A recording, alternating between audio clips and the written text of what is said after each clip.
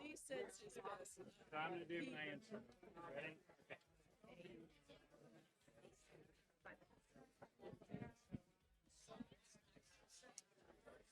Hi, everybody.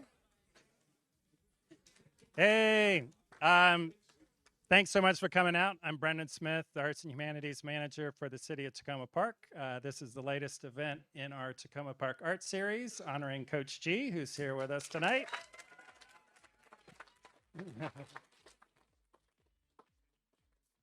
And so we've got this event. Actually, tomorrow we've got a brand new dedication for a new public art sculpture called Hexa Habitat, which is going to be at the Takoma Park Rec Center, 7315 New Hampshire. We'll have games, snacks, art activities, talk with the sculptors. So I hope you can check that out.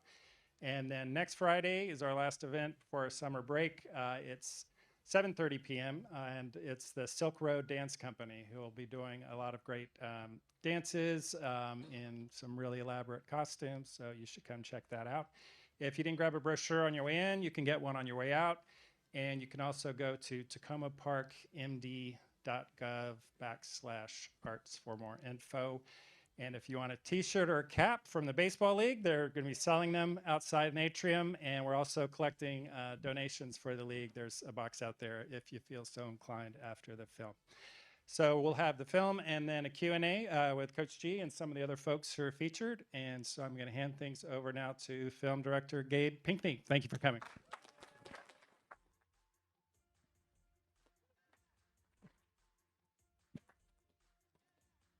Hi, everybody. Thank you, Brendan. This is really surreal to look around the room and see so many familiar faces. Some I haven't seen in many years. Some I've seen today. But we have, I think, the majority of people in this room have something in common, whether we love baseball or softball, or we live in Takoma Park or nearby. But I think you don't have to be a sports-minded person to appreciate this film and this event. And that's the first thing I want to say. This is about community. This is about connecting. And this is about inclusivity and being kind to everyone.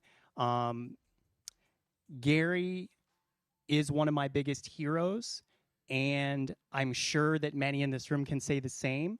And he taught us so many valuable lessons that you will see and remember or learn about tonight. But I think the biggest thing is I want us to keep this energy going.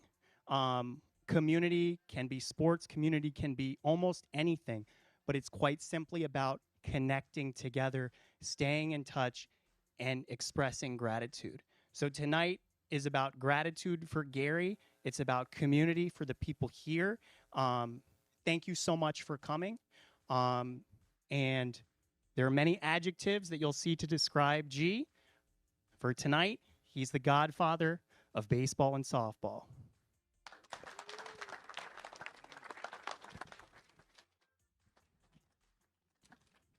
And I apologize that the AC is out. Just imagine you're at a ball game on a balmy summer afternoon, evening.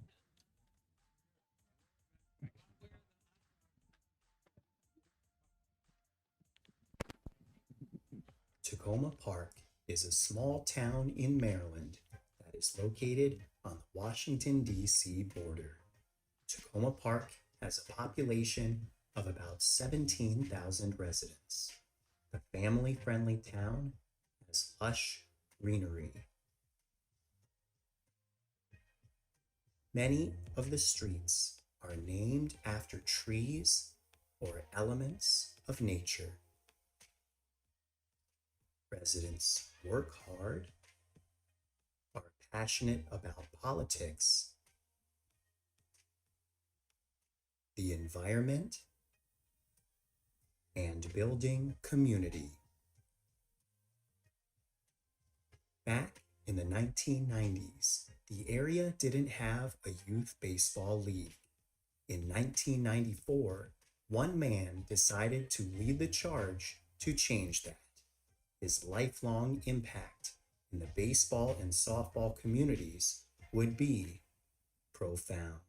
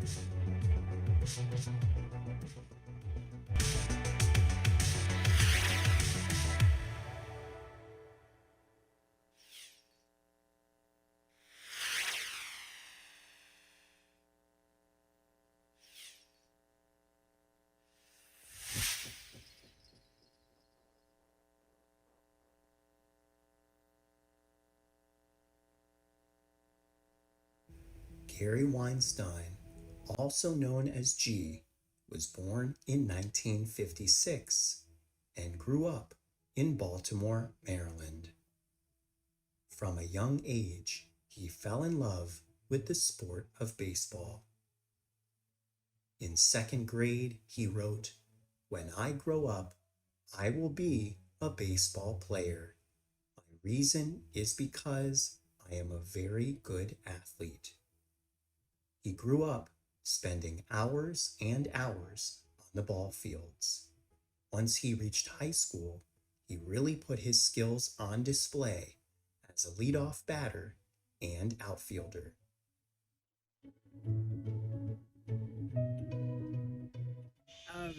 High school saw. Main thing was my speed. I'm very, very fast. I have a lot of power. A lot of stolen bases. In high school, G broke stolen base records and made all-state teams. After high school, G attended the University of Maryland in College Park. It didn't take long for him to make fast friends with guys who also loved baseball.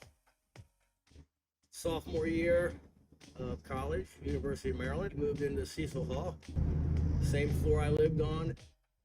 I think within like a few weeks of him moving in, we started to become friends. Met G way back at the University of Maryland in the 1970s. He lived in a dorm where I had some friends already living there, and that's how I met him and continued to grow with our relationship.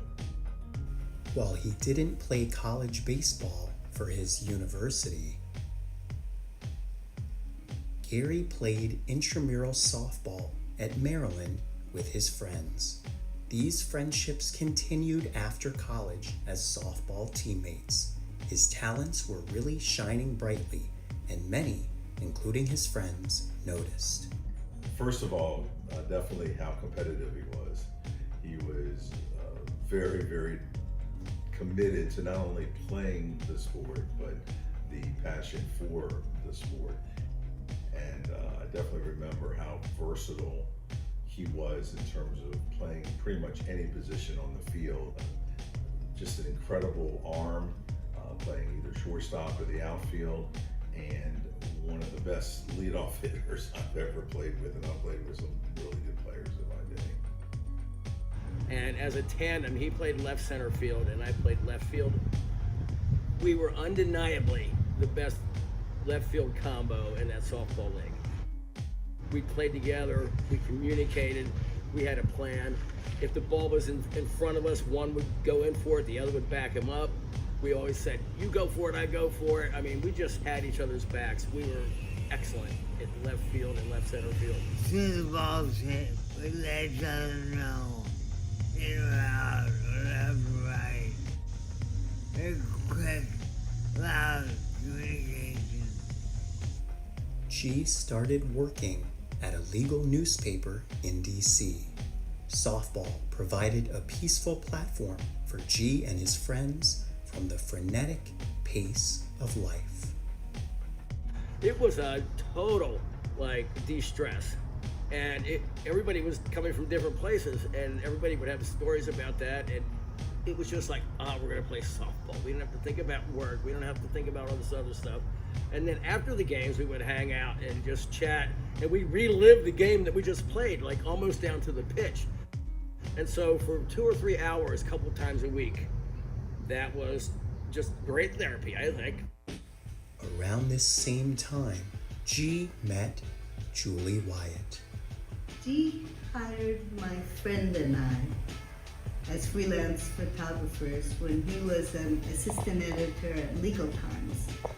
Julie quickly learned about G's talents as a ball player and how he contributed to the team dynamic. Oh, he was the greatest athlete, inch per inch, that I've known. Really agile and fast, very fast, strong. He was very team-oriented, and he would work hard to inspire other folks and encourage them. Yeah, he was probably heart and soul of lots of teams. G had mostly played softball since entering college and had taken a break from playing baseball for 7 years. He started playing baseball again on a men's team in Baltimore. As G continued working in the legal field, those dreams from early childhood continued to linger. He was sort of living his life in regret for not trying at least to play professionally, because he was really good. And one night at some bar in Adams Morgan, his friend and I said, well, why don't you just go for it? And so he shaved his beard and went for a tryout. In June of 1980, on his 24th birthday, G vowed to commit to baseball fully again. He quit his job and drove to St. Petersburg, Florida to attend the Jim Rice Baseball School. In an 11-day span in March 1981, G tried out for 6 teams, but they all said, sorry, thanks for coming out. Yankee Stadium in Fenway Park was a big one. I was in awe of the whole thing. He worked really hard, impressing some scouts with his blazing speed and strong arm. But in the end, it was not enough. He tried out, and that was an important thing for him. And so then he could proceed to second best in his mind, which is might as well become a lawyer since he couldn't be a pro baseball player. Gary and Julie had gotten closer, and after living in group houses together in Adams Morgan, they got married in 1983. And 2 years later, their son Zach was born.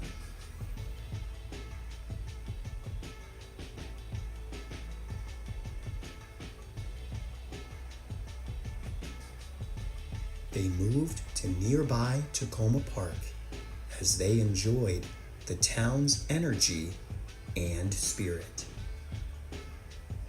As Zach started to grow up, an idea formed in G's head to expand his love for baseball to his community.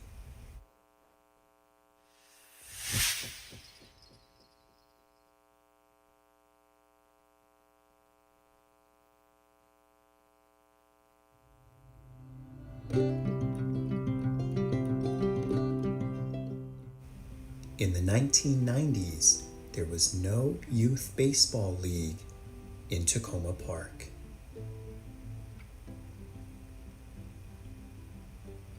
G was inspired to create a league for a few reasons.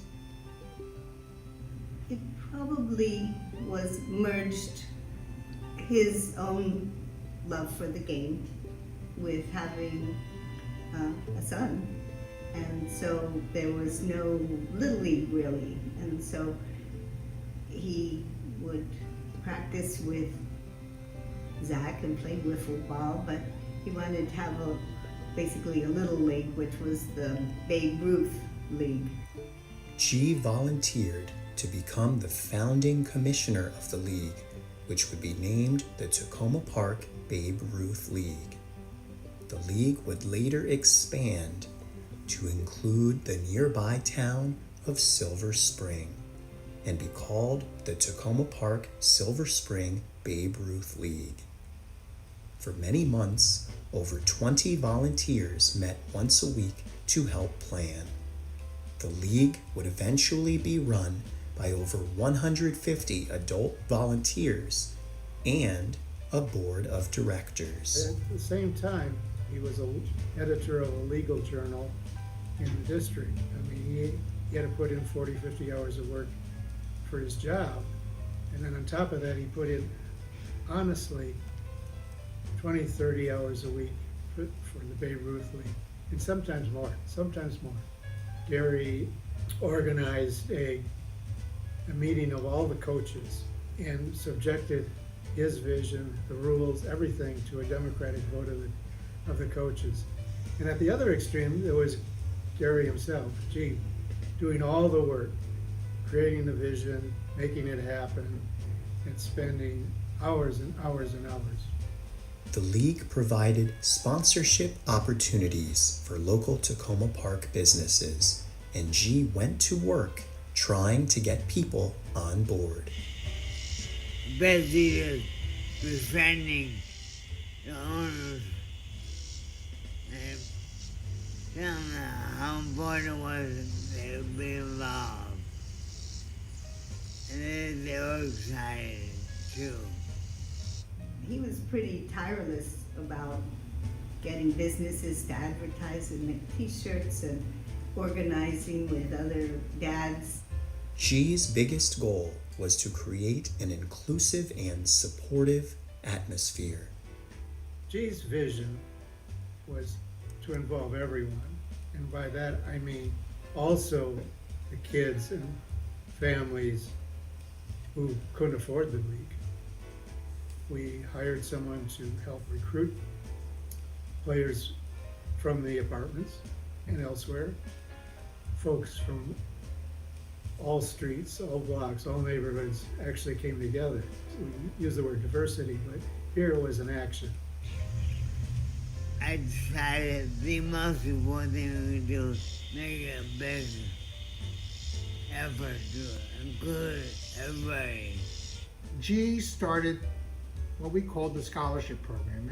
It meant the involvement of the managers, the coaches, the parents, to make sure that kids who wanted to play would get picked up and taken home, would have to be reminded they didn't have necessarily the support system. His passion for inclusion and diversity in a combination of any child can play regardless of their ability, if they had any physical or mental challenges, and then very much in terms of any economic, no matter what circumstance, anybody that wanted to play in the Takoma Park Silver Spring League would have that opportunity, he would make sure that the board clearly understood that mission and that vision, and it just carried on. And that was one of the things that I really enjoyed implementing or continuing with, I guess, in being president of the board. Takoma Park was excited for this new adventure, and she kicked things off with memorable opening day celebrations.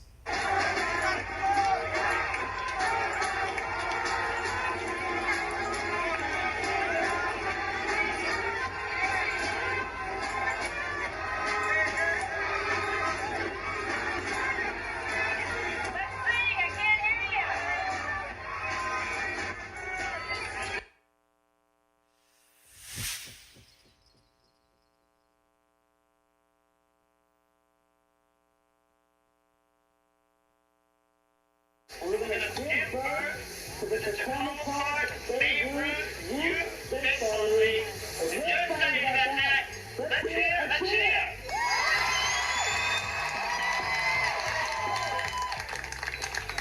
So we had an opening day, and nobody does that anymore. Nobody had been doing it since the 50s, really. It's a throwback idea. He invited County Executive Doug Duncan, who he'd gotten to know, Kathy Porter, the mayor, but on top of that, of course, he invited the whole town, and a lot of people showed up. Went to opening day, had the bright new uniforms, and there were literally hundreds of kids running around the field, and there's this guy who's throwing a softball high in the air, making people scream, and he just had this magnetic charm across all ages. 1994 opening day featured 273 players aged 7 to 12. There were 18 teams, and each was sponsored by a local business. 34 scholarships were provided to low-income families. With a scholarship, the player received free registration, a uniform, a glove, and volunteer support.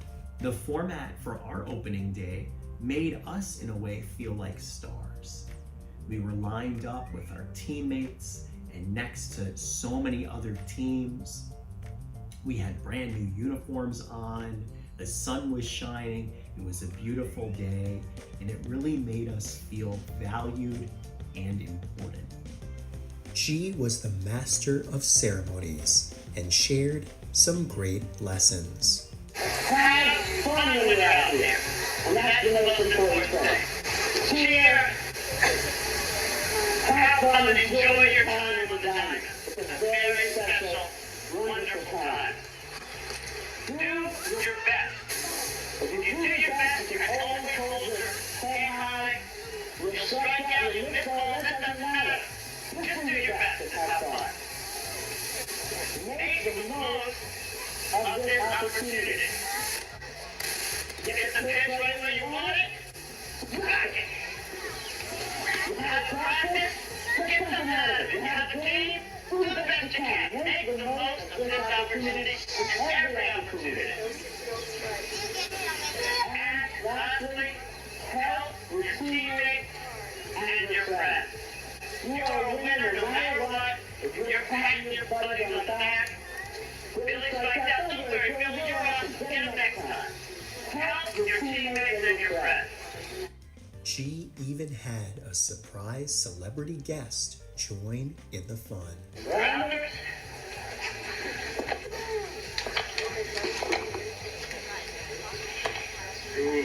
Stretch out.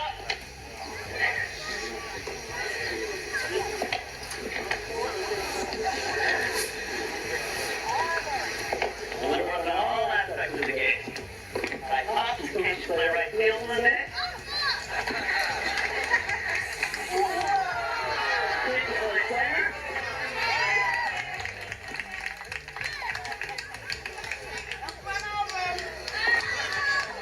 Maybe. If we're lucky, if we have a tremendous amount of talent, if we work really hard, if we're a good spirit, Gary and Julie's son, Zach Weinstein, introduced the celebrity guest. Now we want to claim second place for the emotional oil.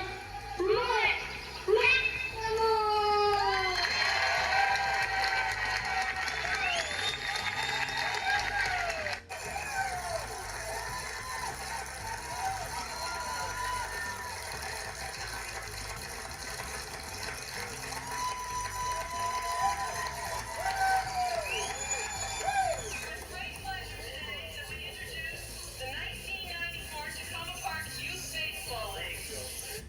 And for G to get Mark McLemore during his regular season to come out and be our celebrity guest was really a testament to how hard G worked to get things done.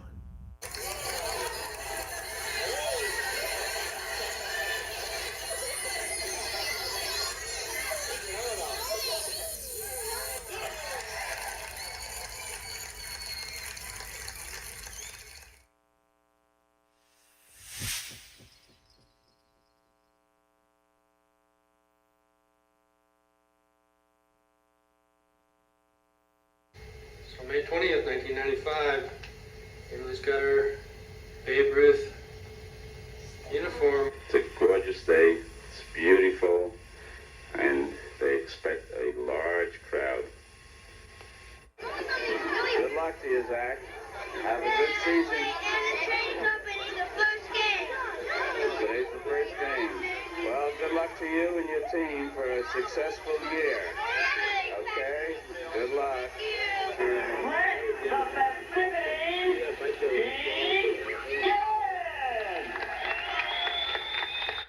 Opening Day 1995 brought even more energy and excitement to Lee Jordan Field. And in a couple of hours, everybody's going to be playing baseball to start a season that's going to include 150 games. Hands above your head. Spread out. Reach for the clouds. Hey, there's no clouds today. She did it, as we all did it, for our kids. But there was one other kid involved, and that was G himself. He was a kid at heart, is a kid at heart. So he enjoyed it probably more than anyone else.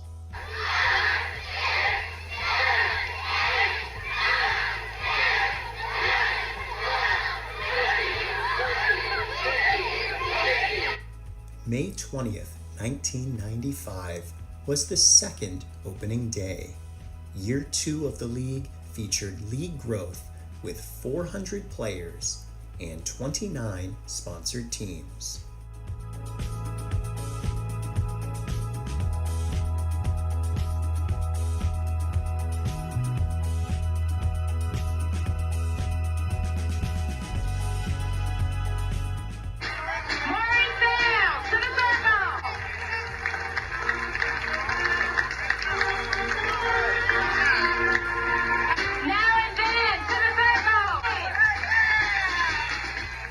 There were 87 scholarships provided.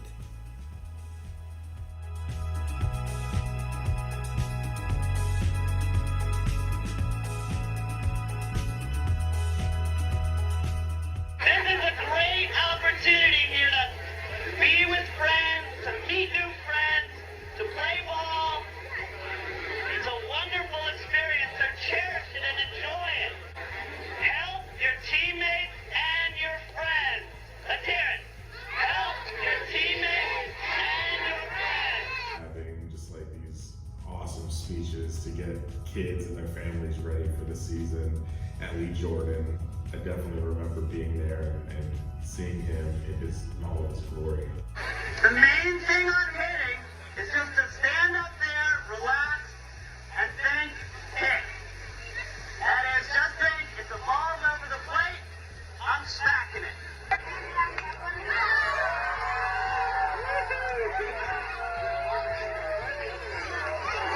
G always found ways to to get his son Zach involved and his wife Julie involved.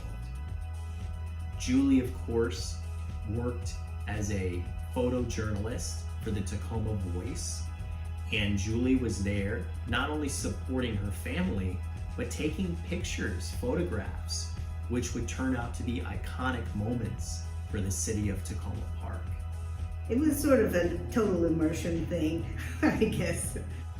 That's what it was. I mean, I was there thinking about G, thinking about Zach, thinking about the crowd, and thinking about how everything looked and what different moments were happening. And this year featured a very famous celebrity guest. And once again, Zach provided the introduction. Number 3 playing right field for the New York Yankees. Babe Ruth. Babe Ruth! Yeah, Babe.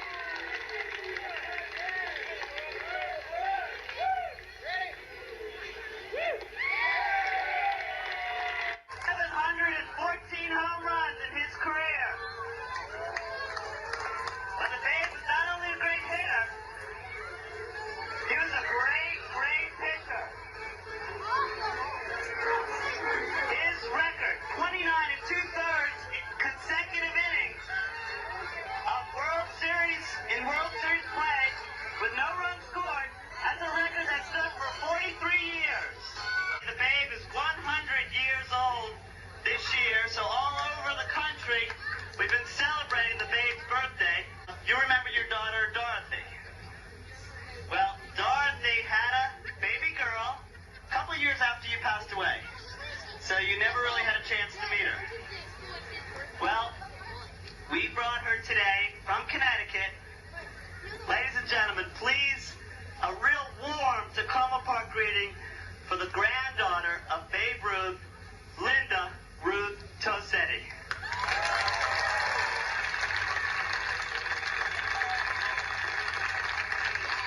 I know my grandfather is very proud. This is an event that would be close to his heart because all you young people are definitely important to him. In fact, he had a saying that don't let the fear of striking out keep you from coming up to bat. And if you really try hard and do your best, you'll succeed. Babe Ruth is a perfect example of that. He worked very hard at what he did, and look at the career he had. So but above all, have fun, because he definitely had fun.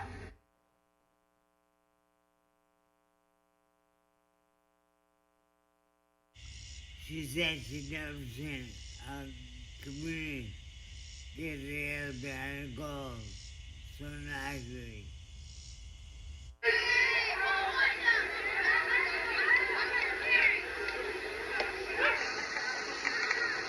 All right. Yeah. This is one community family here. And there's a tremendous amount of support for one another. There's a tremendous amount of community teamwork. And we're all here helping each other. And that's a really beautiful thing to see and to experience. And you may not realize it now, but when you get older, it's a very unique situation. He made the baseball league a community thing, and the opening day was always really big for him. We would get enormous number of people to come to Lee Jordan Field and have activities, and then there was always a surprise guest, and sometimes it was like an Orioles player or something like that, which is not easy to do during the baseball season. It's just a testament to his spirit, to his commitment to doing the work, and to getting other people to do the work, because this is a volunteer organization. So G really created magic. For the land of the free and the home of the brave.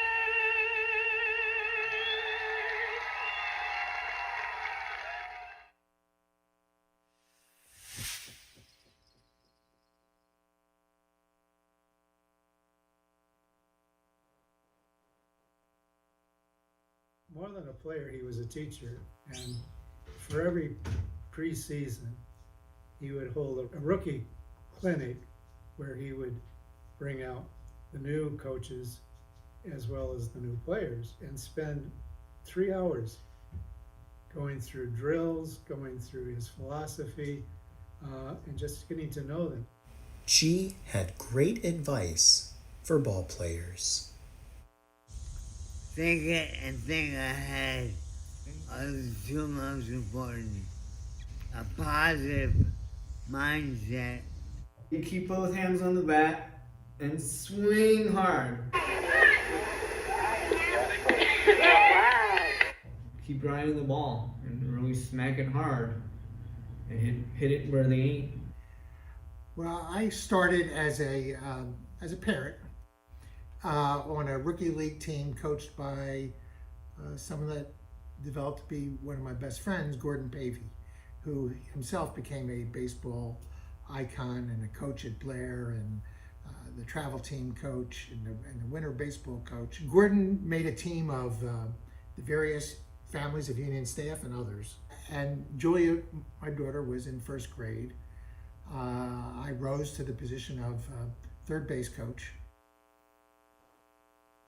G was really building a community through baseball.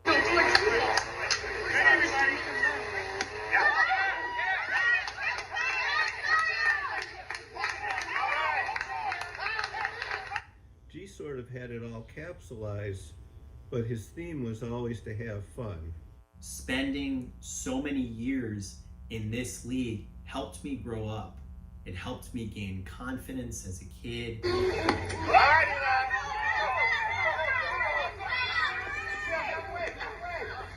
And it helped me have a comfortable platform to make friends, to be in the neighborhood, in the area, and to feel like I was a part of something. Let's go. Eli, look at me. Let's go, guys. Let's go. Several of my best friends to this day were in that league, either on teams with me or in the league in general. You know, a lot of people that I went to school with or were just in the community, and so it was a great way to meet new people, see familiar faces as well. And like I said, I'm still close with many of the people through the Takoma Park League today. It's a volunteer organization, and it's quite remarkable to have as robust an organization that we ended up having. I mean, we had T-ball, Rookie League, A, AA, AAA.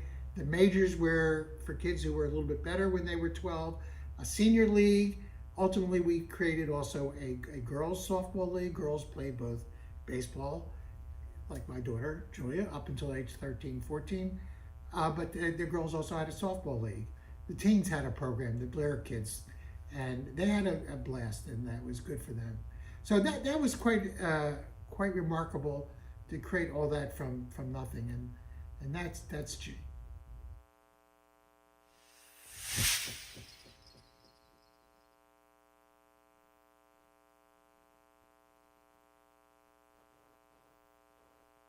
G had tremendous success with the Babe Ruth League, which provided opportunities for kids in elementary school and middle school.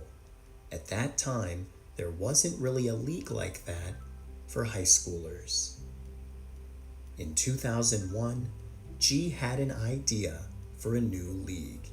He would be the founding commissioner for the Takoma Park Silver Spring Teen Co-ed Softball League. I want time for Zach to keep playing, and all the other kids who are not going to play high school ball. So I thought of that. This would be the first officially chartered teen co-ed softball league in the United States. It would be a new, inclusive league for men and women ages 13 to 18. With the Babe Ruth League in full swing and the Teen Co-ed League about to begin, G somehow also made time to help with the Sidwell Friends high school baseball teams in Washington, D.C. On April 27th, 2001, 2 months before his 47th birthday, G was pitching batting practice before a game. He was in a hurry and had several players waiting to bat with only a few minutes to spare before game time. That day's opposing pitcher was known for his fastball, so G moved up closer to the batters, still standing behind the screen, to throw faster pitches.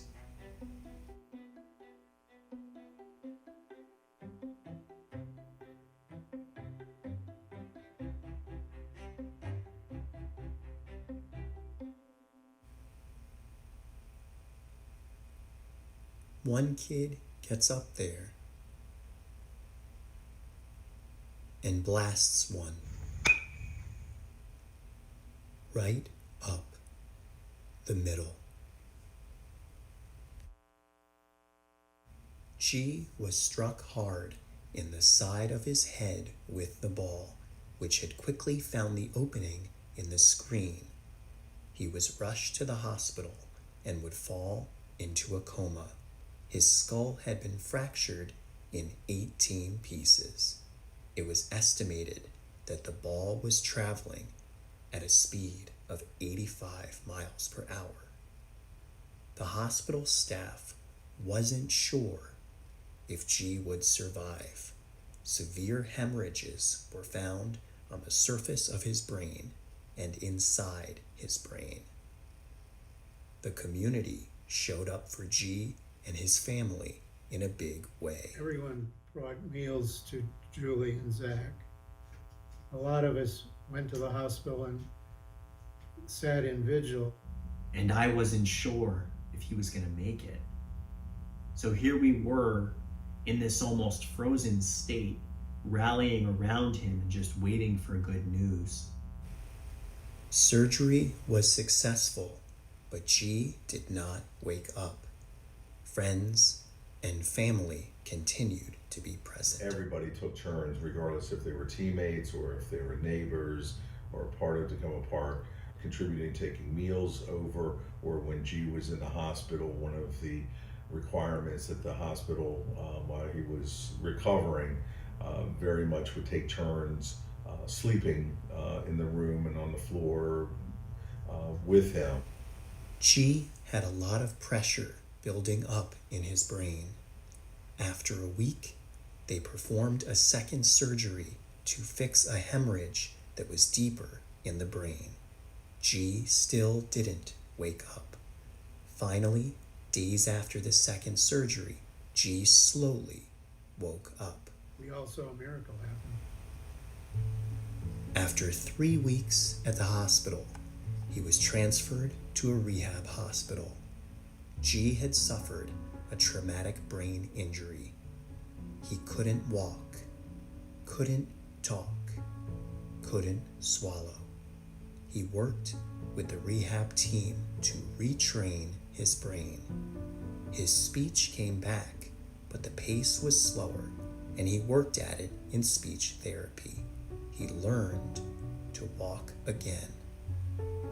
The support continued to be remarkable. I think people brought us food probably for a month or so.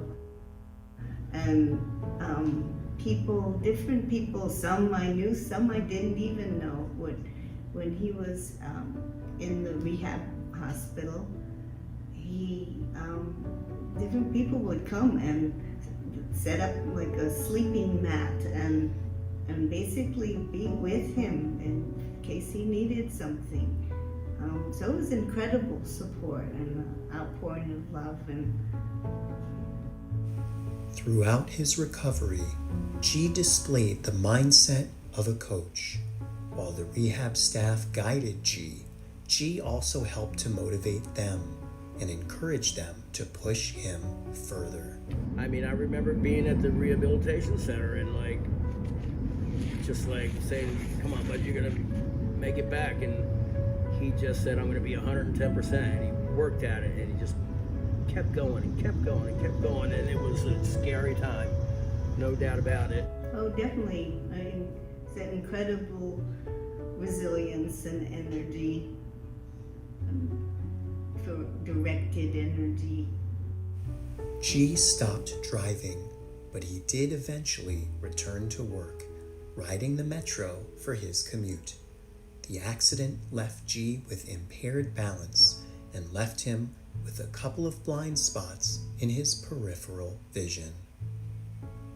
He was able to play wiffle ball catch, a safer alternative to using a baseball. Eventually, he returned to the diamond, coaching by hitting grounders and motivating people.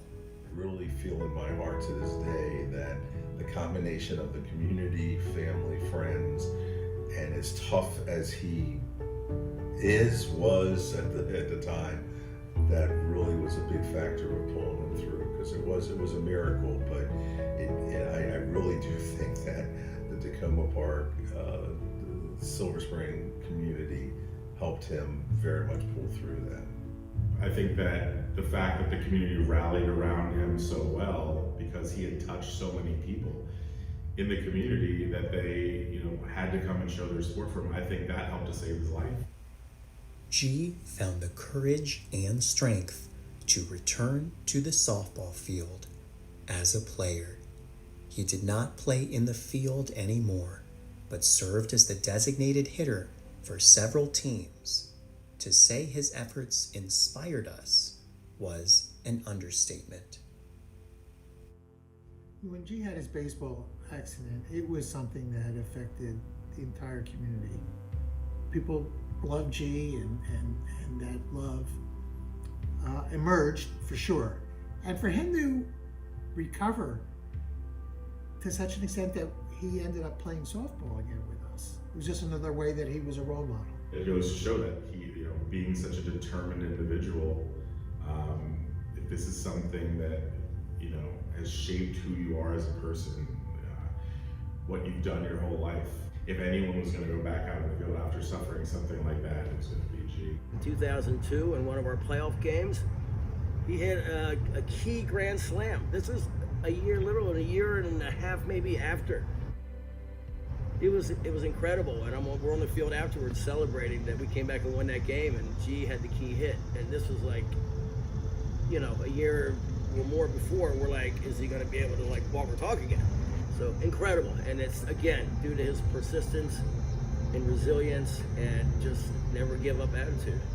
The bases were loaded, and he hit a beautiful line drive down the first baseline. I was coaching first base at the time, and for him to do that at that stage after coming back from the injury, I'll just never forget that. In the years since the accident, G has gained an even stronger connection to the sport. He has given his life to the game and continues to do so even after the game nearly took his life.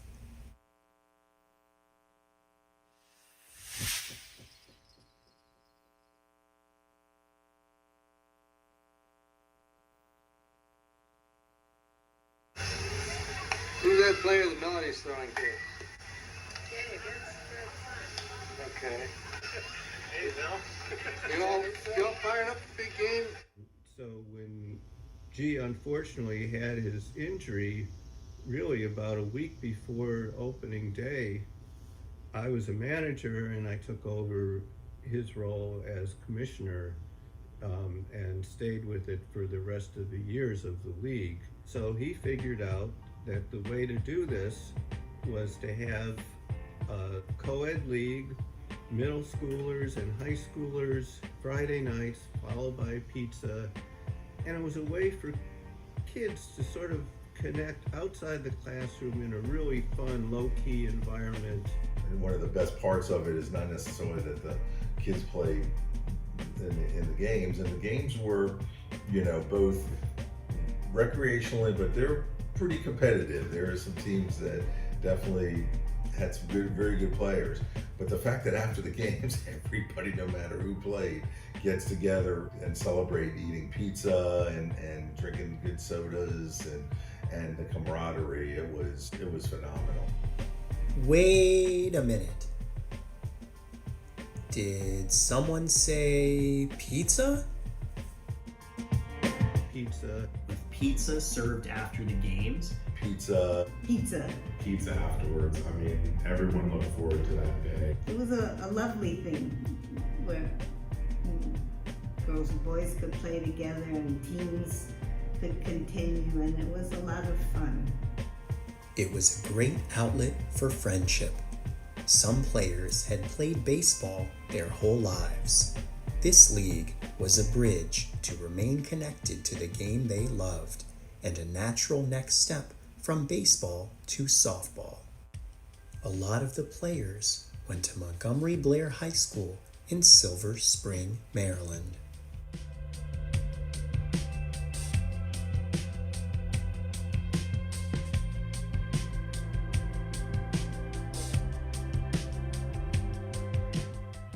Our Teen Co-ed League team was the Animals, sponsored by the Takoma Park Animal Clinic. And that team had some amazing people that I'm proud to be friends with, people we went to high school with.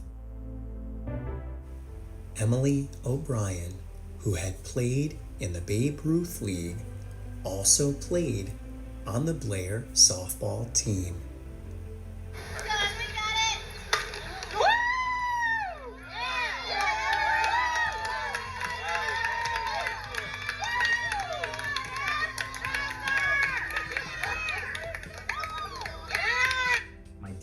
Fred was our manager and helped with organizing things, and Elizabeth Carr, Emily's mom, was our team president. Here we are, Father's Day 2002. The grand championship. How are we doing? Well, be all right. Come on. We need a challenge. And we got to share time together outside of the classroom on the field.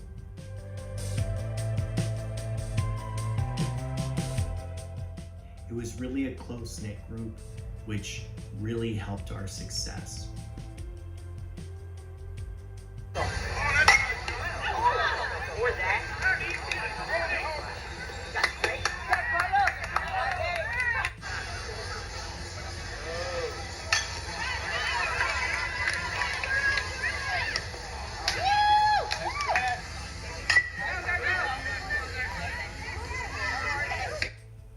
The Animals had a fun rivalry with the Sierra Club team. Everyone was grateful to G for putting this league together.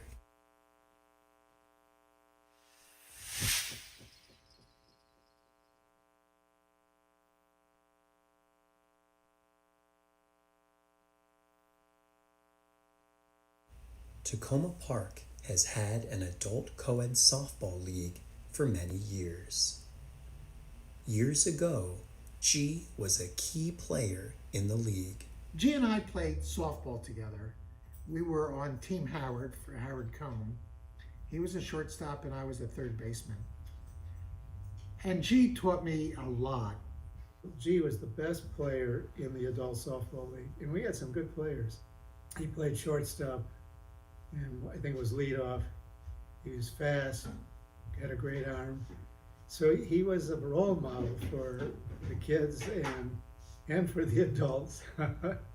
I once made the error of calling G short but strong, and he corrected me to say I'm short and strong.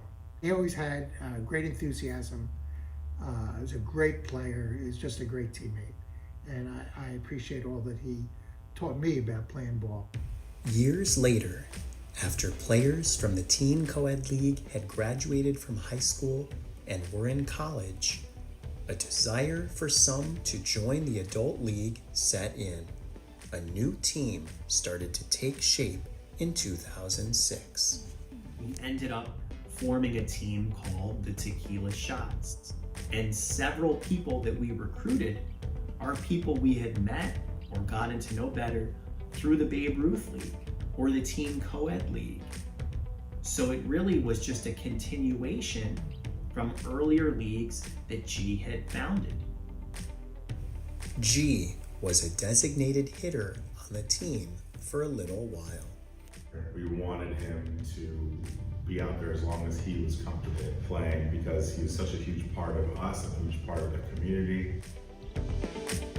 So it's inspiring to see somebody after, having the physical hardships and mental hardships that come with it, to be able to go back out there again and show everybody, I'm not afraid. This is the game I love, and I love to share it with others. For the first time, G got to be teammates with his son, Zach. I don't think anyone embodies this heart and soul of the tequila shots more than Z Weinstein. We're close family friends with the Weinsteins, and that would be the case with or without the tequila shots, but it's just one of the things that keeps us bound together. Go, go, go, go, go, go, you see it, no? You see it, that's what good for you. Let's go, Grasshopper! So we had 4 father and son combinations of players on this team at various times.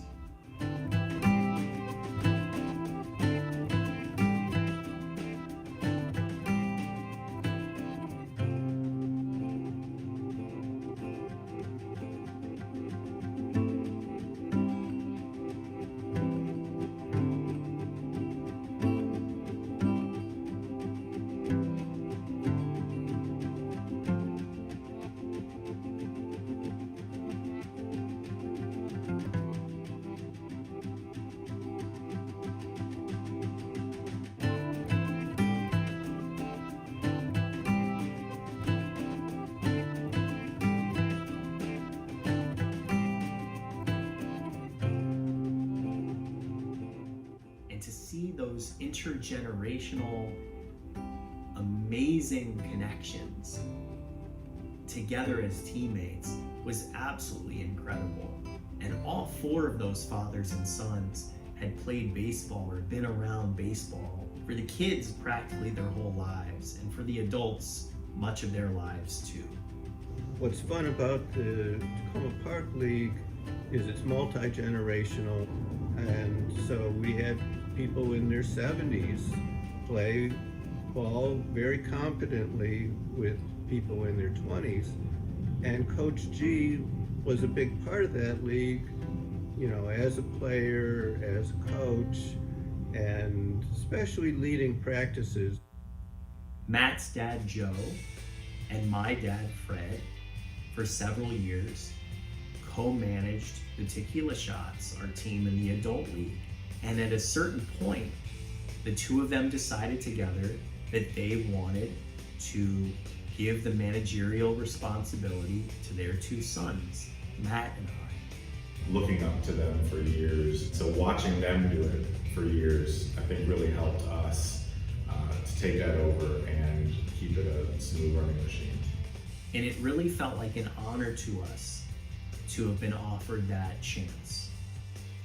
Because at that point, our dads were telling us that they trusted us to do it, and they believed in us, and they were also willing to take direction from their kids.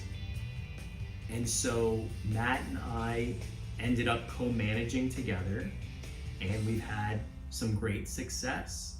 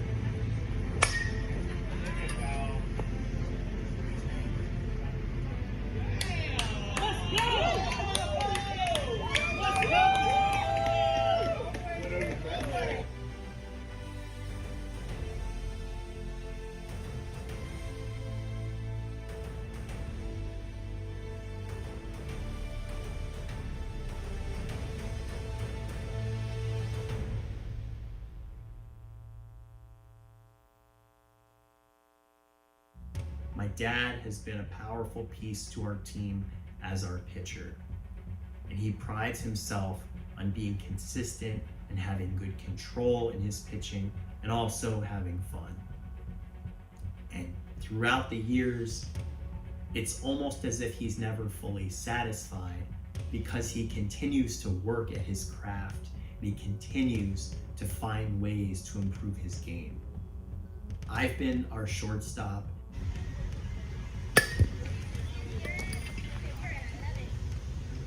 You're out. And Matt has been our first baseman.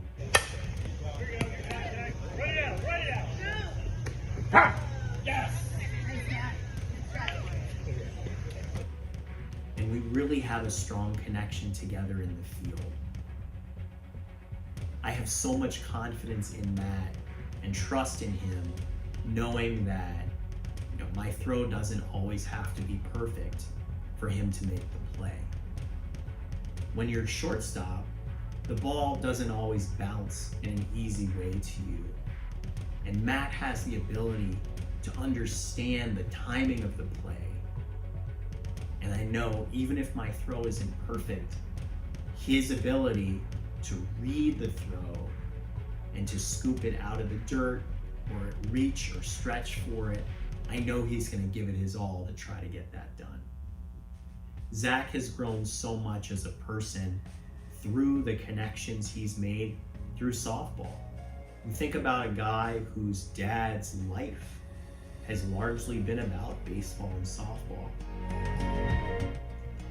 And Zach has followed suit in a lot of ways and has made some friends through playing ball for so many years. I love what provides for Zach. And I love seeing the friendship and the family feeling behind the shots. It's a wonderful thing, a wonderful point of continuity and friendship and support that continues and is very important to Zach and very important to me. I'm so grateful for Julia and Zach. They're the best things in my life. I'm proud of Zach. He just has this pure joy about him. And he's one of the most positive, genuine people I know. He's just a great person. And it's great to be able to have this platform for him of the adult league and softball, that he can continue his dad's legacy through playing the game that we all love.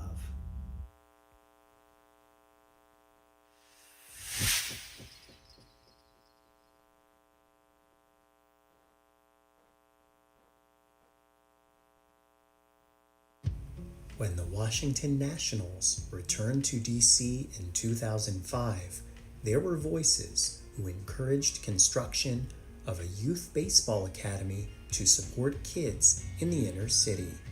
G was one of those voices. I was involved in lobbying the DC Council to approve the same. The academy opened in 2014 in Southeast DC with an after-school program supporting homework time and helping kids learn baseball and softball skills. G has volunteered his time and advice as a coach. He is so driven and so passionate about youth sports.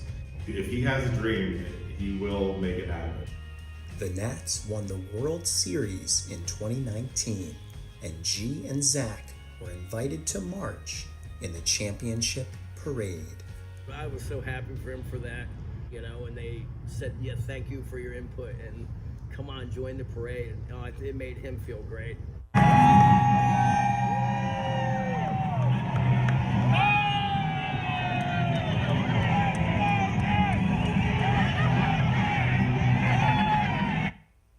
Every summer, Gary, Julie, and Zach spend time at a lake house on Lake Winnipesaukee in New Hampshire. Family and friends visit them.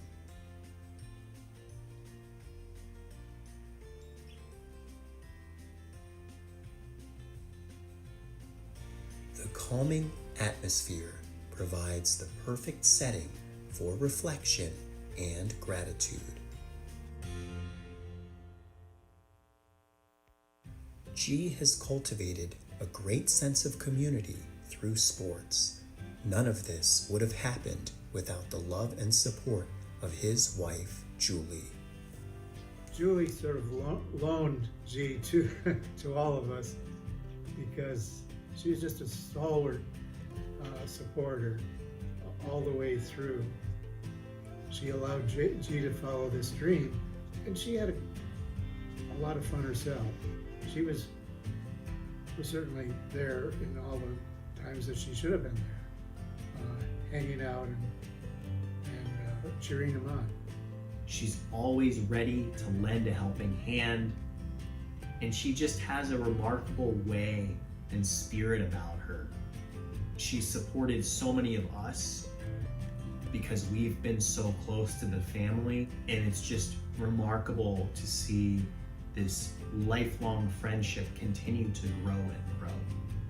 Before and after G's accident, she's been his rock and has helped to bring that family such success, and in turn, the entire community of Takoma Park. So I think that, she gets a ton of credit for everything that she's done to support her family and the community, her son, Z, and all of us.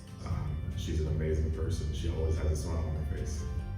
I started tearing up a little bit because to have a woman of that stature and being part of his family and being there for G, for Zach, for the community, for neighbors, she's unbelievable. I have the utmost admiration for her, for sure. A saint. Amazing what she's able to do. With all the challenges and her ability to just keep it together and maintain a balance and just constant support and being there. It's incredible. I'm so grateful. I couldn't run without her. She's been so supportive and helpful and loving. We are in 2024, which marks 30 years since G founded the Babe Ruth League. The impact and connections that have grown from it have been incredible. And it seems like for years after, when we would go downtown Takoma Park, grown kids or dads who had been coaches would recognize him and tell him how much fun they had. And it was very powerful. It was validation and appreciation for what he put so much energy in, and so much love of the game, and so much love for including everyone. It was really important for him to make sure every kid could play. It's been great just to have that continuity over the years, and so kids that I knew as Little League age and then teen co-ed age are now adults, some with their own kids. This is what you want in a community, is to have this multi-generational bonding across neighborhoods and people from outside Takoma Park also. The league was just great for me. It's some of my best times. Able to be with my kids. It was really wonderful. And I just got a text from Eli of a picture of a baseball field near where he lives. And he said he can't wait for his son Micah, who's now only 8 months old, to play baseball. So that's the legacy of G. Our family story is that our son's best man at his wedding is someone he played both soccer and baseball with. And our daughter's bridesmaids at her wedding included 3 young women, who she met in first grade in the sports leagues. And that's a story that hundreds of families can tell. Kids made lasting friendships, And so did the parents.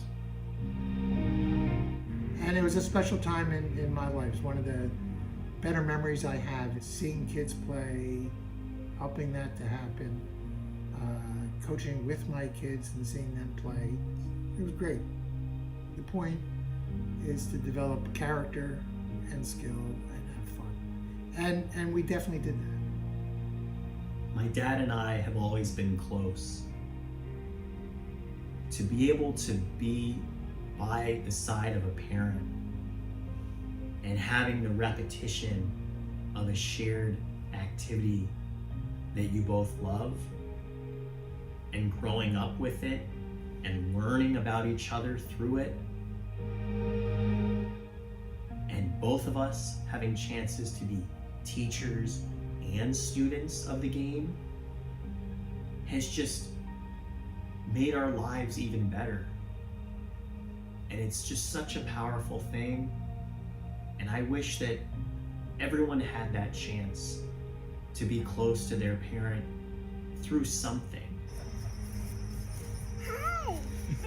I recently became a dad myself, and to have great dreams of connecting with my son over something doesn't have to be baseball, but over something is something that I really look forward to.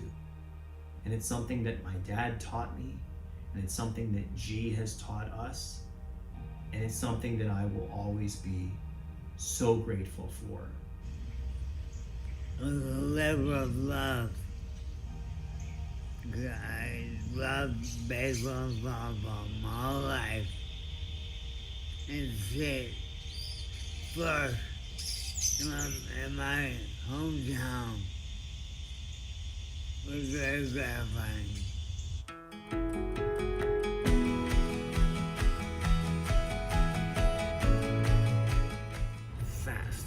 Fast and strong, and just like never give up attitude, like just really focused.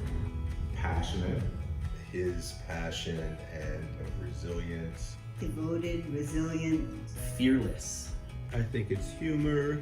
He is a jokester, so he's very funny. Ridiculous sense of humor.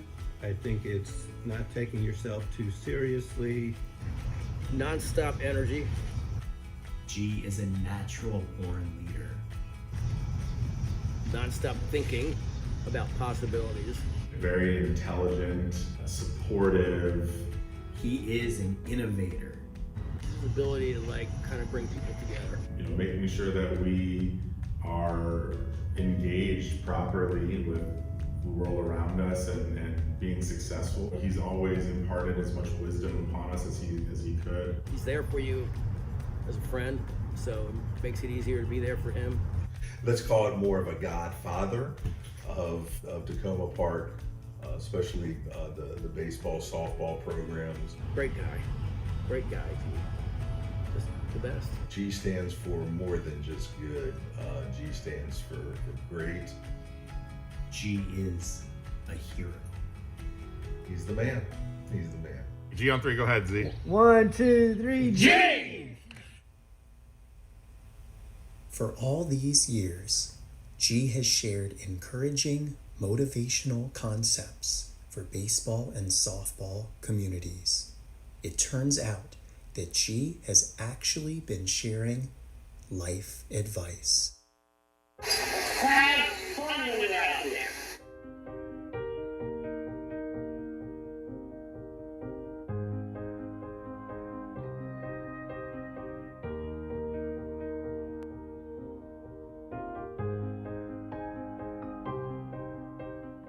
Do your best.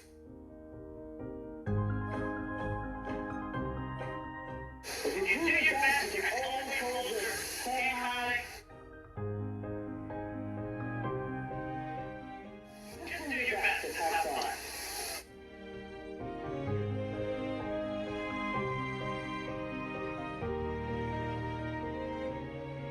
And make the most of this opportunity, every opportunity.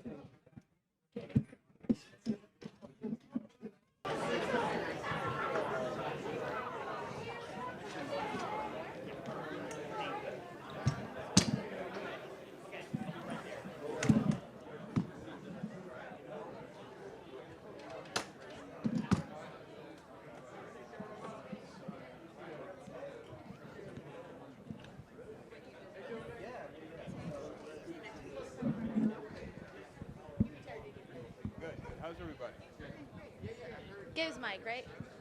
Gabe's mic? Oh, okay. Which one?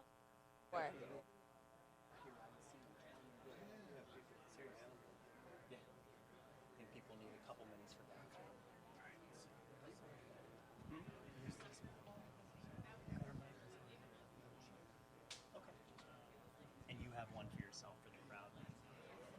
We'll start with us first.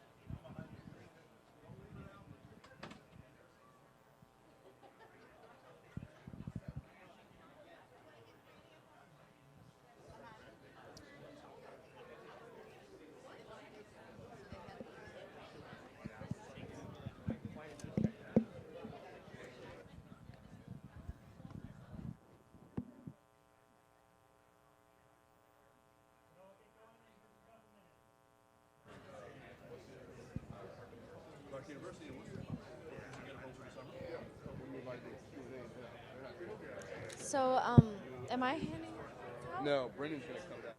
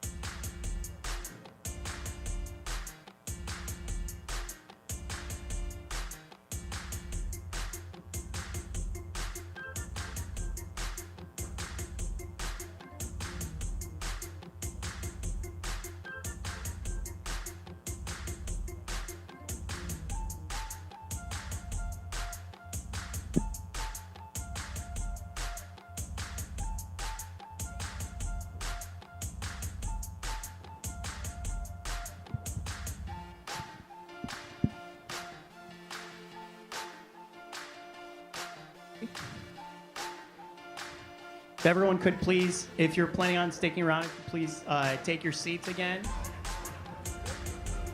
Thank you so much. Hope you enjoyed the film. Appreciate you guys coming out. You might have seen yourself recently or from maybe 15, 20 years ago. So that's always fun. So we're going to introduce the cast. We're going to do a Q&A. I'm going to ask some questions, and then it'll be your turn. So if you want to ask a question, feel free once we share that it's time. Spread the wealth. So don't have to all ask questions for G or for me. You can ask for generically or for specific people if you want. So first, I just want to announce one cast member who wasn't able to join us tonight, but we still want to give him recognition. Let's hear it for a third baseman from Philadelphia, Pennsylvania, Larry Michelle. All right, now let's meet the cast. An outfielder from Baltimore, Maryland, Don Channel. An outfielder from Bay City, Michigan, Howard Cohn.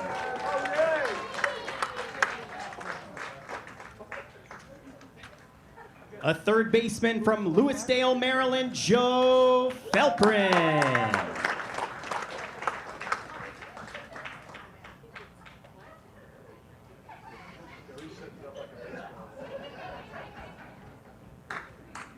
A first baseman from Takoma Park, Maryland, Matt Felprin.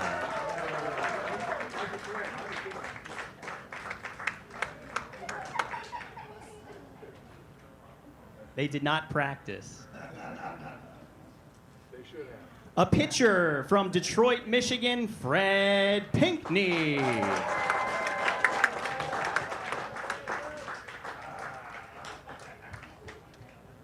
And now making their entrance together, an outfielder from Takoma Park, Maryland, Zach Weinstein. A manager from Takoma Park, Maryland, Julie Wyatt. And an outfielder and shortstop from Baltimore, Maryland. Get on your feet for G. Gary Weinstein.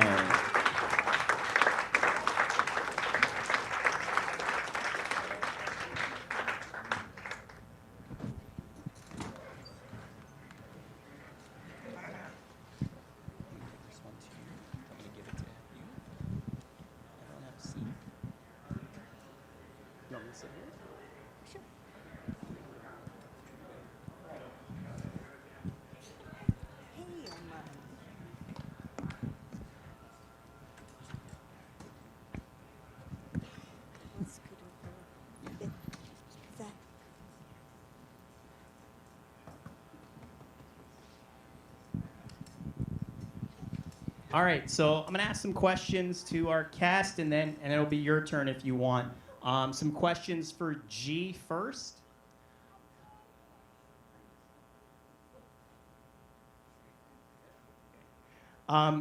G, I wanna ask you first. What are some keys to success that your parents taught you about athletics and sportsmanship? Being positive and helping your teammates. Wonderful. You wanted me to ask you about the baseball accident that you suffered in 2001, which... No, I want you not to ask about that. Not ask about it? Okay. All right, that's fine. G, what does it mean to you to have this evening of support and friendship and community? I'm overwhelmed. He's overwhelmed. I would be too. I actually want to share that this film was a surprise to G, and you might be like, surprise? You interviewed him. And I did, but he didn't know it was for. And so we surprised him. G, as many of you might have been a part of or still a part of, loves to watch the World Series games with friends and family. So G asked me, hey, can we come to your place to watch one of the games? I said, sure. He had no idea about this movie. And so we said, yeah, come on over. And a lot of the people sitting next to me came as a secret, and he thought, oh, we're going to watch the Yankees and the Dodgers. And we said, no, we're going to watch Your Life Story. And then we'll watch the Yankees and the Dodgers, because that's a little more important. So I want to share that anecdote.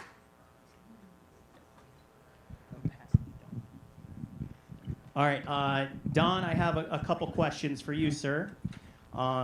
You've known G for about 50 years, so you're kind of an expert. How has your friendship with him helped you to become a better person? Wow. It has been almost 50 years. And we became friends instantaneously. And that optimism he talks about, the never give up attitude, persistence, perseverance, persuasion, all of these things, and you heard it all tonight, on me all the time, all the time, all the time. So we started playing softball together in the outfield. We had each other's back. We knew that just to be able to support each other, and he helped instill that in me every day we got on the field together. It's amazing. It's amazing.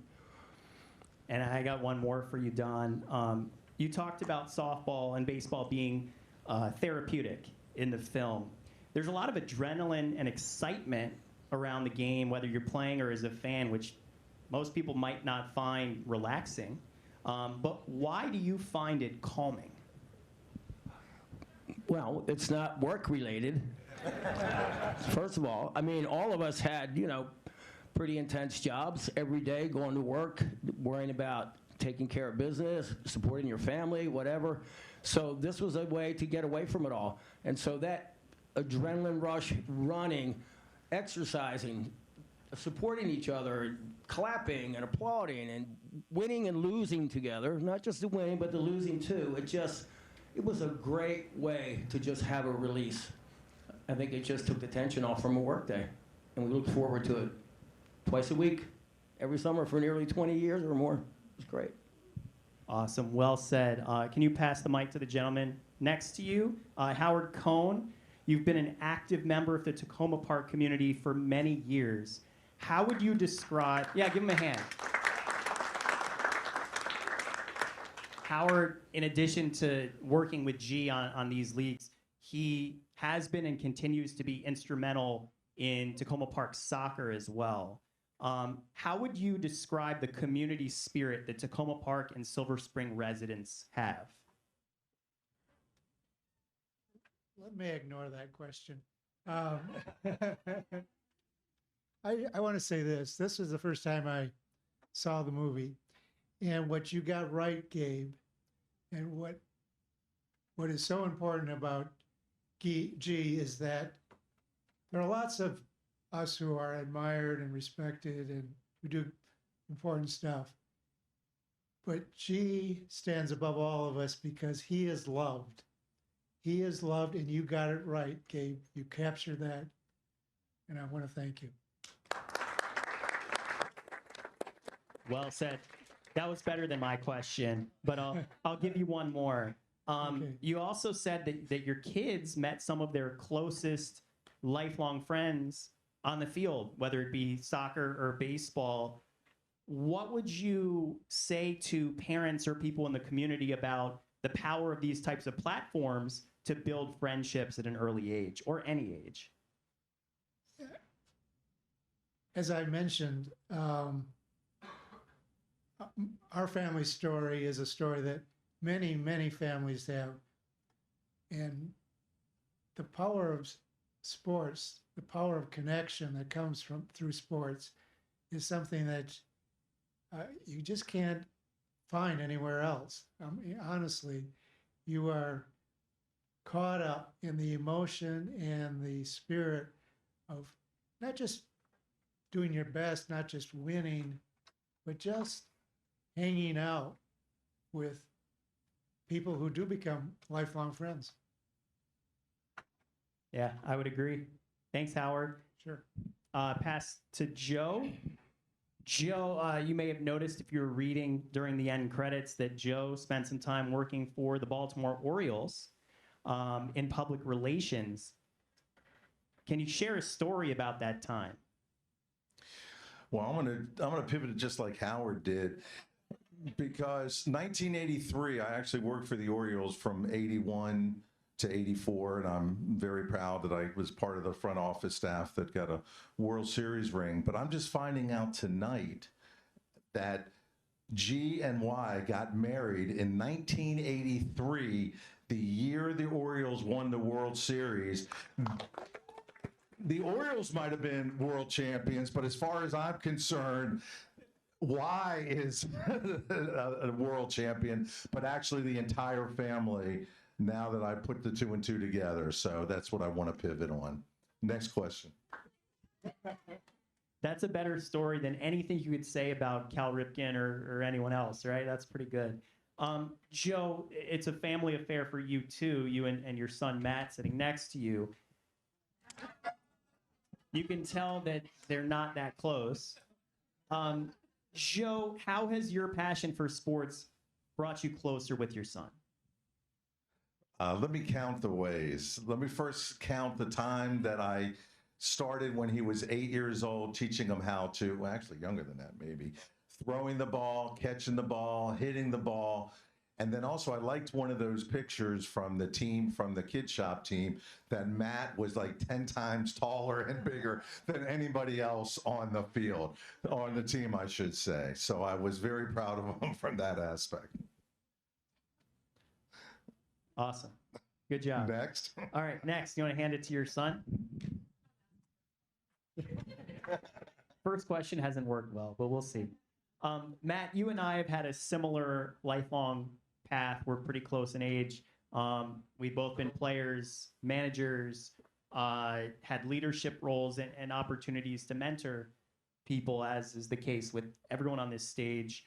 How do you feel that you've grown as a person through those chapters?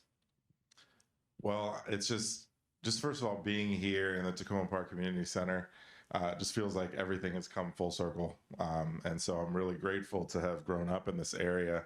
I never moved. I've been here my whole life. I live in Northern Virginia now, and I work as a naturalist covering parks all over the region.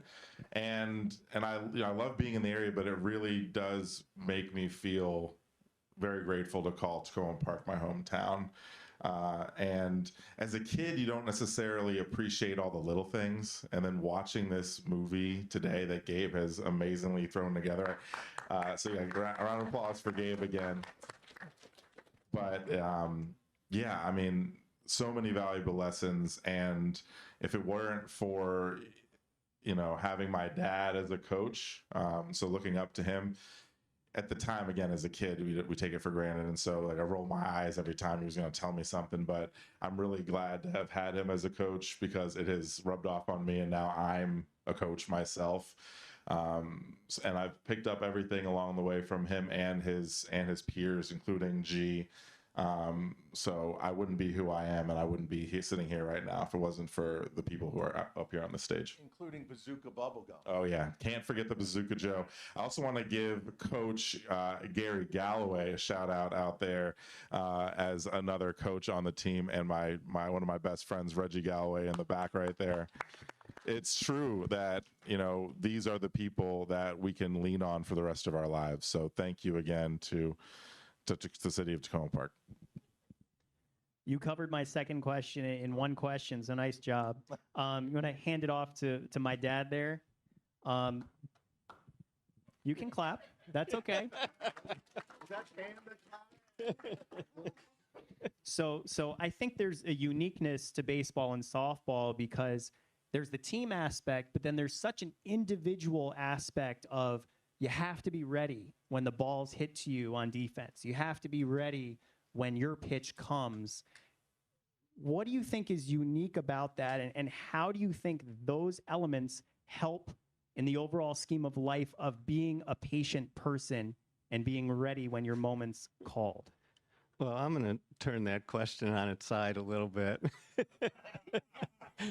and just sort of reflect back on some of the things that as a kid, when you were growing up, now you play shortstop, but we would go to a field and I would throw the ball over your head. And at first 10, I would say that it's going to your right. And you'd turn and you'd learn how to go back to your right. And then I would do the left. And then after 10 of each, I would just say, I don't know where it's going. And that's, so then every time I see you make a catch like that, it just wells up with pride with me. And if you make an error, I just say, well, he wasn't paying attention that day. He tells this story all the time. Yeah. But thank you for those lessons because it never gets old. You turned 70 2 weeks ago. What? Yeah. Where was the party? And at 70 years young, you still play softball. Not only do you play in the adult league with us, you're our pitcher for every game and every inning. Yeah. What I want to ask is, What's your secret? Well, my wife, of course. But I think, in sports, you can remember the good plays you make and sort of try to push the bad ones out of your mind. And so, like, I started playing pickleball, and, I may miss 5 in a row, but if I make a great play, that's what I take home with me. And maybe that's what keeps me motivated when I'm pitching is I'm going to get these guys. I'm not handing anybody a walk, and I practice, Awesome. All right. All right, Zach. Zach, how did you like seeing your family and friends in the movie Z? I really enjoyed it. I've been in this league for like around 39 years, and I really enjoy it. I really truly enjoy it. I put my heart and soul on that softball. Think it every single day when I'm on the field, and it's just I can't get my heart out of the softball. I mean, I put 2 hands on the bat, swing hard, keep your mind on the mindset right on the ball, and smack it hard, really hard.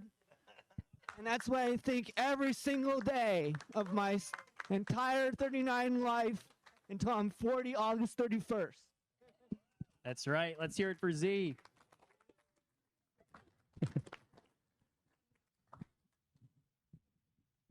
That was pretty good. Good job. Julie, there was a big emphasis with these leagues on inclusion and scholarships.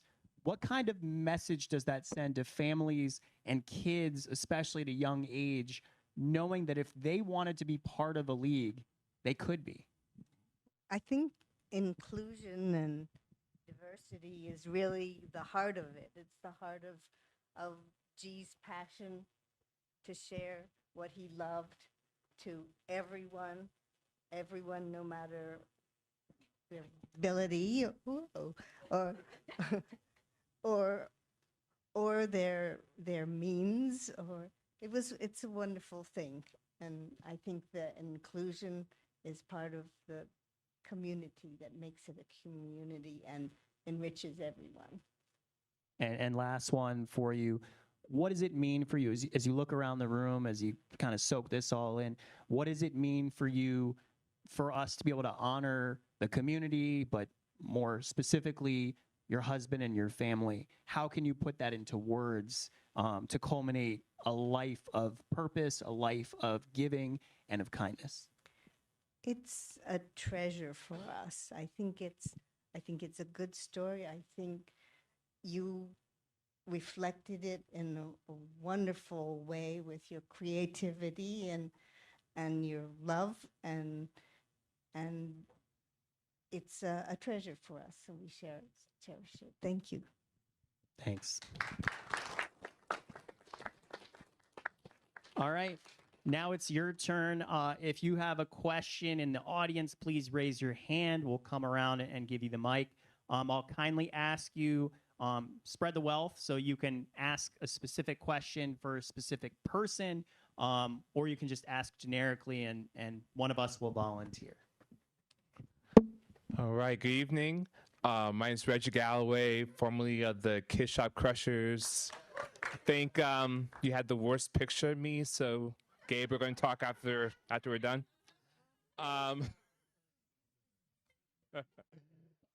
No, I don't have a question. I just want to say to G and Julie, thank you. Thank you. You know, when you're 10 years old, you don't realize all the work, all the passion, all the stuff that goes into making the league. You just show up and play ball, and that's the best part of it. Hanging out with Matt and learning from my dad and Coach Joe. But you know, the lessons that I learned on the field, the inclusiveness of our team, the ability, the wins, the losses, when we finally beat Red Tide. I think we were in middle school when we finally did that. Perseverance, that sticks with you, and the friendships and relationships and connections. So, from the bottom of my heart, this feels like a family reunion. Thank you. And Gabe, amazing job, amazing work.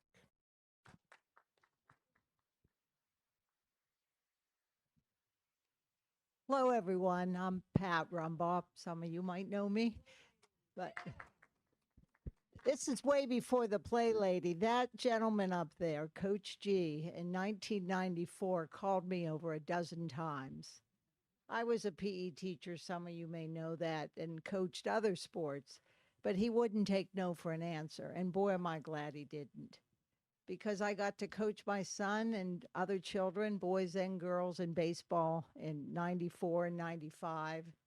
And my son's a baseball coach today. And this winter, when I was looking for baseball cards for my son, who came through but Coach G, piles and piles of. Coach, Julie, all of you, we love you. Gabe, excellent job. Thank you. Hi, I'm Craig Huckel.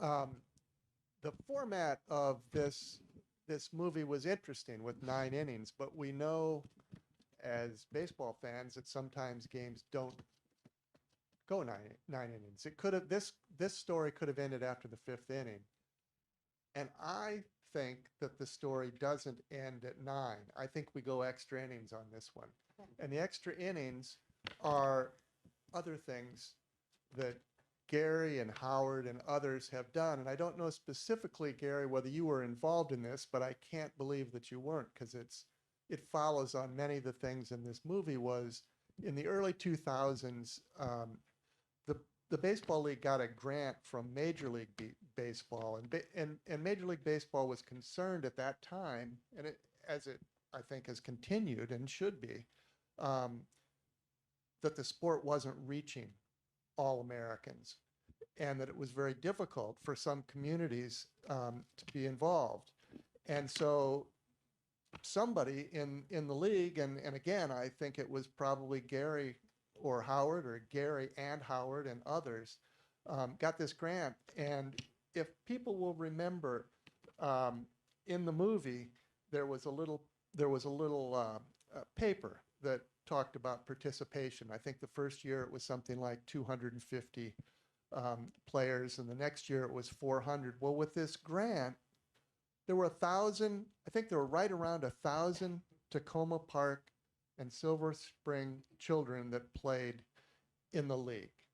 And it was, I think it was a demonstration that, we were all playing baseball, and oftentimes not very well. But we were doing some other things well, and what we were doing well, what Gary was doing well, and others, was making the community a real community. So this isn't really a question. I just wanted to go at least to the 10th and say what a wonderful thing you guys did, for everything, but in particular that specific year. So thank you.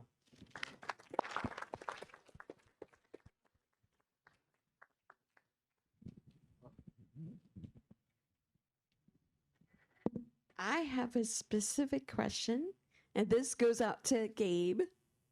So, Gabe, I have really enjoyed your movie, but my specific question is, are we going to get any more movies from you? It's a good question. We'll see. That this is my first full-length movie. And I think with any story, you have to have a great story. You have to have ideally great content. There was a lot of drive and a lot of great participation, as you can see up here. But there was also a lot of luck. A friend had those old VHS tapes, literally in a suitcase full of tons of VHS tapes. And so there's luck of not only knowing that person, but them being willing to share that with you, and luck from Julie having a box that I happened to see that said baseball stuff. And I was like, well, I'm surprised that isn't a bigger box, because that's like your husband's whole identity. Not whole identity, but major identity. And so there was luck, I think, in those things. I think The answer is we'll see. But I think for any movie, you need a good story and you need help. I didn't do this alone. I did this with a lot of support and a lot of love from a lot of people. I'm not going to say no. I'm not going to say never. We'll see. But I appreciate the question, and in a way, I take it as a compliment. Thank you. This can go to anyone, and anyone please chime in. What this movie has done, I'm a teacher, and I teach, our youngest population, many of them, on the spectrum. And I am now interested, and I really have been inspired by this film to get into volunteering my time with coaching. What advice do you have for someone who is interested in starting to work with younger children in baseball? Who wants to take this one? Got a lot of coaches up here. Joe? Pass it to Joe, please. First of all, exactly what you just said, that you want to do this, you have a passion to do this, you've been involved with playing on teams, you know what it's like to be a player and to be coached, and that you're also a teacher and that you have the passion to teach. Teach definitely translates to coaching. As far as where you can do that, any of the recreation departments in the area definitely are looking for volunteers to do that. You still live in Takoma Park? And I would say the Takoma Park, the Silver Spring League definitely could use your help and get involved, Billy. No doubt about it. We might as well stay home. This is your community, brother.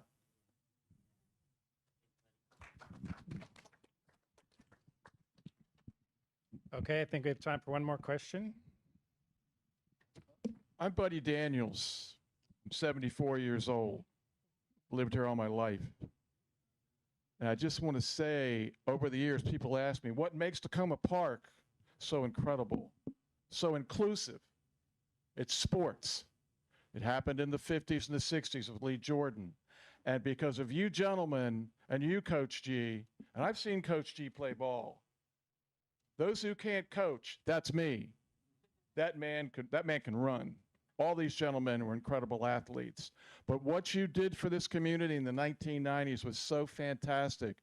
Again, keeping the inclusiveness, the diversity, cementing everyone together, having such a good time through sports. That's what my mother was about, Opal Daniels. That's what Pat Rumball is about, what everybody in this room is about. Keeping this community diverse and inclusive, and what this community is today. I know this sounds like a political speech, but it's not. Well, yeah, it is. But bottom line is, we need this more than ever, and we needed it back then too. And what you gentlemen and Coach, what you did is so fantastic. And Gabe, what you've done, this film should be seen over and over and over again, all over this country right now. All right, I'll shut up. Thank you all so much. Thank you. All right. Well, thank you so much, everyone, for coming out tonight. Thanks to Gabe for great film. Coach G. I have a couple more quick things, if you don't mind. I'm sorry.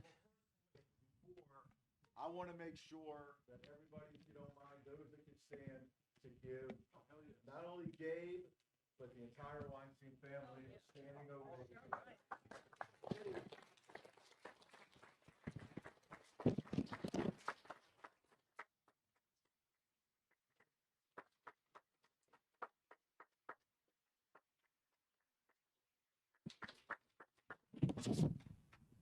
All right, I have a couple other really quick things. I'm going to invite Jose to come over. Jose Dominguez, you might have seen him on your way in. He's going to be selling merchandise and collecting donations outside. Jose is involved with the current Takoma Park Silver Spring League. And so I wanted to give Jose a moment. You can clap for him, of course. Yeah, hey, how you doing? So my name is Jose Dominguez, and I am the current commissioner. Let me step out of the way, Coach G. Takoma Park Silver Spring Baseball, and I'm really honored to do that. And I just want to thank you so much, G, for what you started and all the joy you've brought, into my life and in my family's life and into so many families. Just really honored, and honored for all of the folks up here on this stage. Just really grateful to be standing on your shoulders. And if anyone would like to get involved with Takoma Park Silver Spring Baseball, you can see me after, or looking for coaches. And we also have some merch. Everything that's purchased or donated goes back into the league to support our scholarship program. And again, make sure all kids who want to play baseball get to play baseball. Thank you. Thank you. All right. I do want to take a moment to thank Gary's late parents. I know toward the end, it said Bill, and I want to update that for you because after the film was finished, Gary's mother, Selma, passed away peacefully at the age of 97.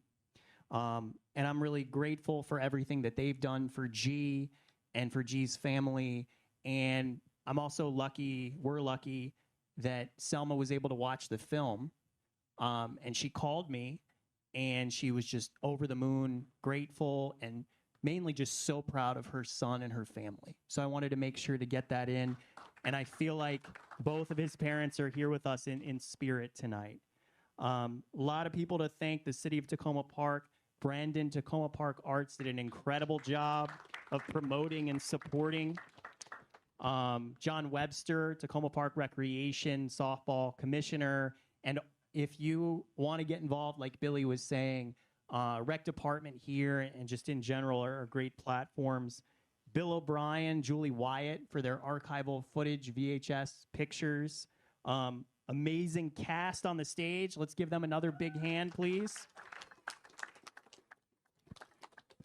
And I want to thank this young man right here, my son Amani. Give Amani a hand. He is 2.5 years old, and this was his first movie that he's seen in his life.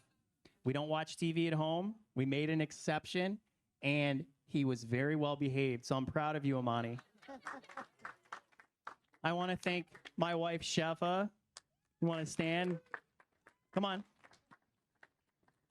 She's incredible and does so much for so many people. And my family, my grandmother, Phyllis, almost 96, will be 96 next month. My aunt and uncle, Lisa and Mike, my mom, Pam, of course, my dad, Fred, and all of you. Thank you for keeping the sense of community going, whether I've seen you recently or I haven't seen you in 15, 20 years. That doesn't matter, because we're here now and we can celebrate together and appreciate what this man and these people and this community has done for us. So please pick up some merchandise on the way out, donate, come up if you want to take some pictures with us on the stage. You're welcome to, especially people who've been teammates with us. And I'll just leave you one last thing. Again, G's memorable quotes that are important in sports and in life. Have fun. Have fun. Do your best. Make the most of this opportunity and every opportunity. Help your teammates and your friends. Thank you, everyone.